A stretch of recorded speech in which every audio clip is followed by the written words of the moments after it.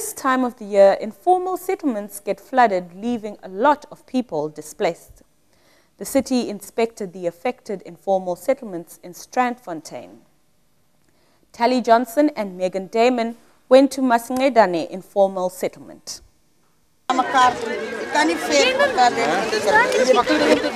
Residents in Masincedane wait in the queue to receive their food, blankets, and flood kits that have been provided by the city.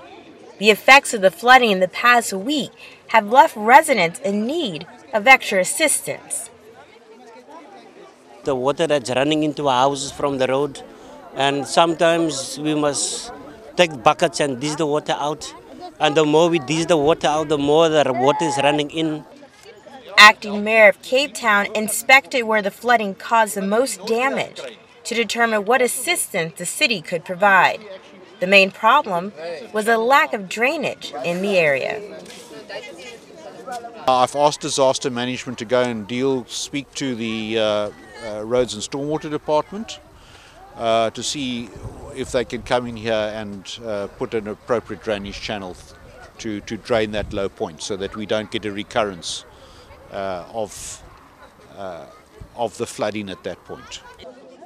The city has no timeline as to when they will complete the drainage process. It's very hard to stay here because the circumstances that we are in, sometimes it's difficult. The homes at the base of the hill often experience the worst flooding. Sometimes it gets so bad, the people have to leave their homes. Yolande September's home has been severely damaged by the recent floods. Her family now has been forced to live with her oldest son, where it's not as wet, where it's also safer.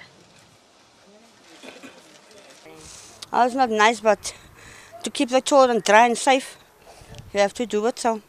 Because they just see the plastic sheets they give us too small to cover the whole roof. She uses buckets, plastic, and sand to reduce the water. But even that and kits from the city are not enough. It's not enough though, because you see, every year we get this, we get the sheets, we get that, but it stays the same. The city acknowledges that there is more that can be done, but it has to be a collaborative effort. In terms of the response we give, there are unfortunately limited resources. And people also have to take some responsibility in their own hands as to, for example, where they locate their shack. They must take responsibility for locating their shack in a low point that's going to get flooded.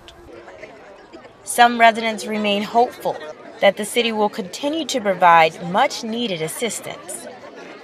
Only the beginning, and I just hope that they don't stop now. They continue. Wherever they get the donations from to come and give out to us, they mustn't just stop. They must continue giving out. For now, the residents take the goods back to their home and hope by the next rainfall, the settlement will be in a better condition. In Masincedane, Tallie Johnson, CTV News.